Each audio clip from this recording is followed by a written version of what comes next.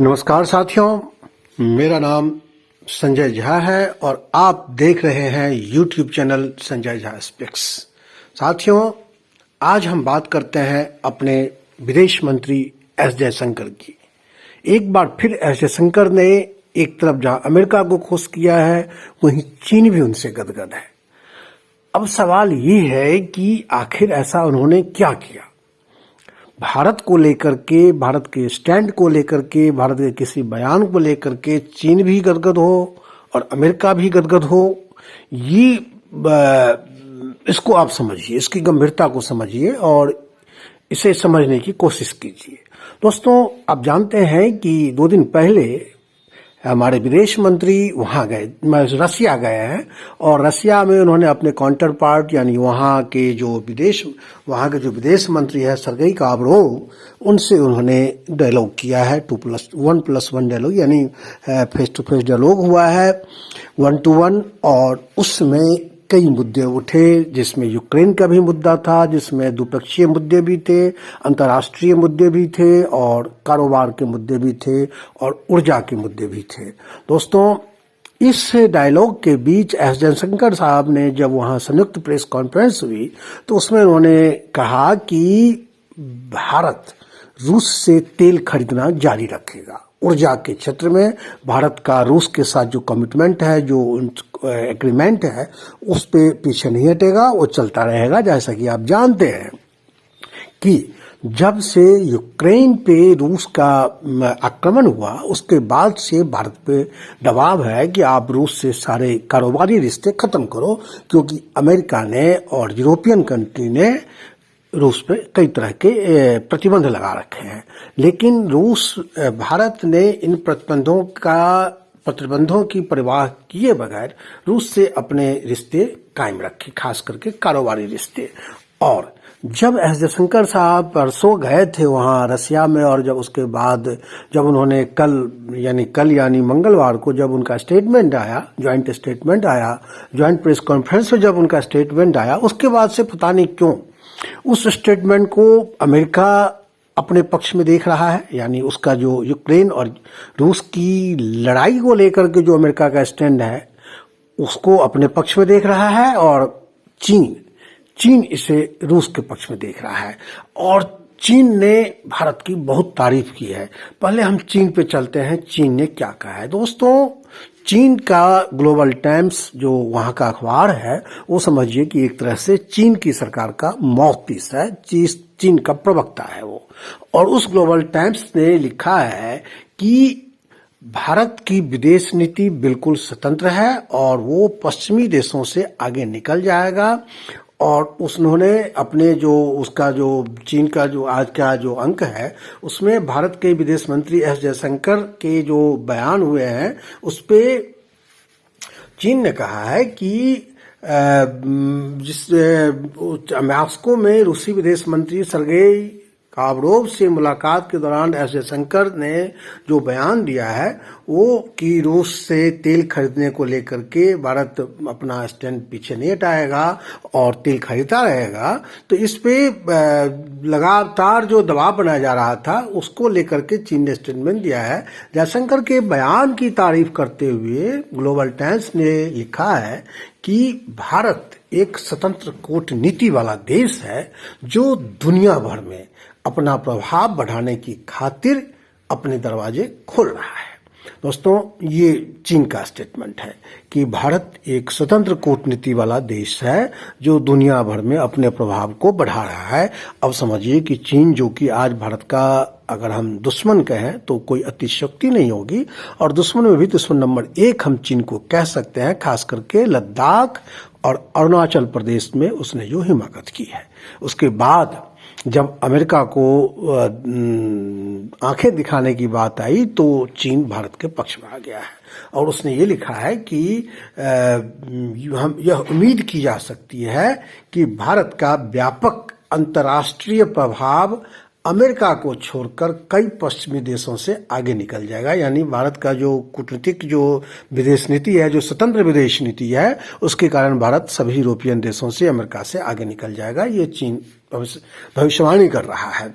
और आप जानते हैं फरवरी 2022 में रूस और यूक्रेन का युद्ध शुरू हुआ था। इसके बाद इस रूस पे इसको लेकर के रूस पे के प्रतिबंध लगाए गए अमेरिका की तरफ से, लेकिन भारत ने तटस्थ नीति का पालन किया और रूस से ऊर्जा खरीदना जारी रखा। तो अब सवाल यह है कि चीन एक तरफ भारत के स्टैंड से चीन गदगद है और दूसरी तरफ अमेरिका भारत के जो एस जयशंकर साहब के बयान से जो उन्होंने रूस में दिया है उससे अमेरिका भी खुश है। अमेरिका ने तो यहां तक कहा है कि Russia needs to hear this specially from India. US के जो वहां प्रवक्ता है विदेश मंत्रालय के, उन्होंने कहा है कि भारत ने जो कहा है वो रशिया को इसकी सुनने की आवश्यकता है, क्योंकि ये भारत की ओर से ये बयान आया है। और एक जब वो भारत के मतलब ये मंगलवार की बात है, मंगलवार को the US State Department said it's is important to Russia to hear the message for dialogue and diplomacy and the dialogue and diplomacy amid the ongoing Ukraine war। Actually हुआ क्या, तो हमारे विदेश मंत्री गए हैं तो उन्होंने अपने बायलैटरल टॉक की, लेकिन उन्होंने ये भी वहाँ पे कहा कि कोरोना के इफेक्ट के बाद जो दुनिया का जो विकास रुका हुआ था और जैसे ही विकास रफ्तार पकड़ने लगा तभी यूक्रेन की लड़ाई हुई और इस लड़ाई के कारण डेवलपमेंट रुका है, इंटरनेशनल डेवलपमेंट। तो और उन्होंने यूक्रेन को फिर सलाह दी है, रूस को फिर सलाह दी हमारे विदेश मंत्री ने कि डायलॉग एंड डिप्लोमेसी से यूक्रेन का जो मसला है उसको हल किया जाना चाहिए।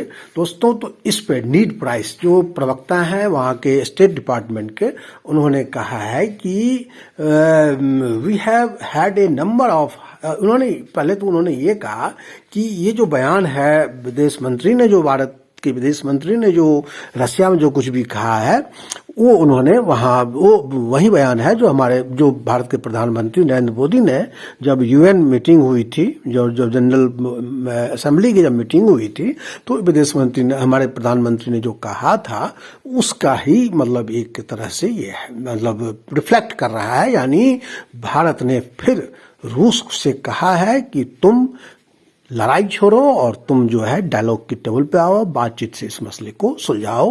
ये नीड प्राइस जो स्टेट डिपार्टमेंट ऑफ यूएसए के जो प्रवक्ता हैं, ये उन्होंने कल प्रेस कॉन्फ्रेंस में, दिल्ली प्रेस ब्रीफिंग में उन्होंने भारत की तारीफ करते हुए उन्होंने कहा, साथ में ये भी कहा कि जब राजनाथ सिंह आए थे यहाँ के रक्षा मंत्री और एस जयशंकर विदेश मंत्री जब यूएस आए थे और यहाँ उन्होंने एंटोनी ब्लिंकन से जो बात की थी और वहाँ के विदेश मंत्री से जो बात की थी, तो उसके बाद जो हमारा जो डायलॉग शुरू हुआ वो अभी चल रहा है।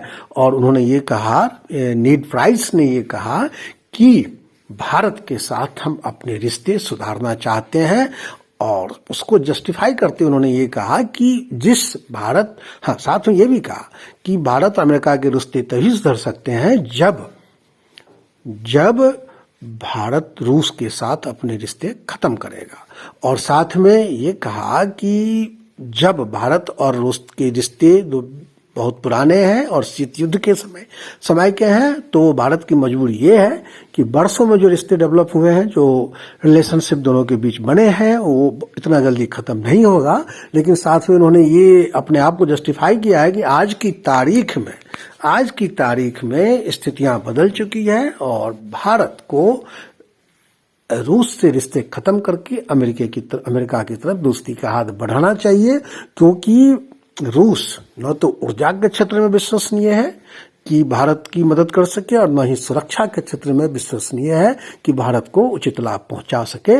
तो उसने भारत को एक तरह से ऑफर किया है, उन्होंने भारत को तरह से ऑफर किया है। उन्होंने से मेरा मतलब है अमेरिका के जो स्टेट डिपार्टमेंट के जो स्पोक्स पर्सन है नीड प्राइस, उन्होंने अमेरिकी सरकार की तरफ से भारत को ऑफर किया है कि आप उसको रूस से रिलेशन खत्म करो और हमारी तरफ दोस्ती का हाथ बढ़ाओ। दोस्तों, अब जो ये वीडियो हमने बनाया है उसका मकसद ये है कि एक हमारे एस जयशंकर साहब जो विदेश मंत्री जो रूस में है, उन्होंने जो एक बयान दिया और जो उन्होंने कहा कि ऊर्जा हम भारत से रूस से तेल खरीदते रहेंगे, तो उसको लेकर के चीन गदगद है, क्योंकि चीन को लग रहा है कि भारत ने अमेरिका की परवाह नहीं की है और वो उसने अपना रूस की तरफ जो उसका स्टैंड है वो रहा है। आप देखिए चीन और अमेरिका के बीच जो अदावत है, उस अदावत में चीन इसको एक मौके के रूप में देख रहा है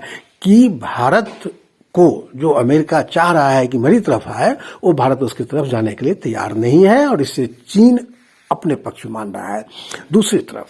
दूसरी तरफ हमारे विदेश मंत्री ने जब ये कहा कि this is not the time of war, this is not the era of war, Ukraine के मसले पे जब उन्होंने कहा कि डायलॉग और डिप्लोमेसी से इसको हल किया जाए, तो इसको अमेरिका अपने पक्ष में देख रहा है। उसको लग रहा है कि भारत जैसा देश जो कि अभी तक अमेरिका का रूस का हर मामले में सपोर्ट करते रहा है, वो अगर ऐसा कह रहा है तो ये रूस के लिए इस पर मनन करना चाहिए और इसलिए उसने भारत की तारीफ भी की है और भारत की तरफ दोस्ती का हाथ भी बढ़ाया है कि तुम रूस को छोड़ो, मेरी तरफ आओ। अब देखिए भारत ऐसे में क्या कर सकता है, क्या इसका स्टैंड होना चाहिए दोस्तों, ये आप लोग कमेंट कर सकते हैं कि कमेंट करके हमें बता सकते हैं कि भारत को क्या करना चाहिए। लेकिन दोस्तों मेरा मानना है कि भारत का जो स्टैंड है न्यूट्रल और फ्री, जो इनका फॉरेन पॉलिसी हमारा है, उसी पे हम आगे चलें, जो हमने इसको अभी डेवलप किया है। और अगर हम जो सच है वो सच है, जो गलत है वो गलत है, ये कहना जारी रखेंगे तो हमारा प्रभाव ऐसे ही बढ़ता रहेगा। क्योंकि आज की तारीख में भारत आज से जो 50 साल पहले का भारत है उससे अलग है। हम सामरिक क्षेत्र में भी हम ने बहुत बड़ी तरक्की हासिल की है, आर्थिक क्षेत्र से लिहाज से भी हम बहुत आगे निकल चुके हैं। तो अब हमें किसी के साथ जाने की जरूरत नहीं है, किसी के पिछलग्गू बनने की जरूरत नहीं है। इसलिए हमने जो विदेश नीति अपनाई है स्वतंत्र, वो ऐसा ही रहना चाहिए। दोस्तों आज के एपिसोड में इतना ही, मैं इस वीडियो को खत्म करता हूं। अगर आपको ये कंटेंट अच्छा लगा हो तो आप मेरे चैनल को सब्सक्राइब कीजिएगा, वीडियो को लाइक कीजिएगा। और दोस्तों इस विषय वस्तु को आसानी से समझने के लिए हमने कुछ न्यूज़पेपर्स के, कुछ न्यूज़ पोर्टल्स से स्क्रीनशॉट्स लिए हैं जो शेयर कर रहे हैं। उम्मीद है आपको अच्छा लगेगा। थैंक यू दोस्तों, नमस्कार, आपका दिन शुभ हो। जय हिंद।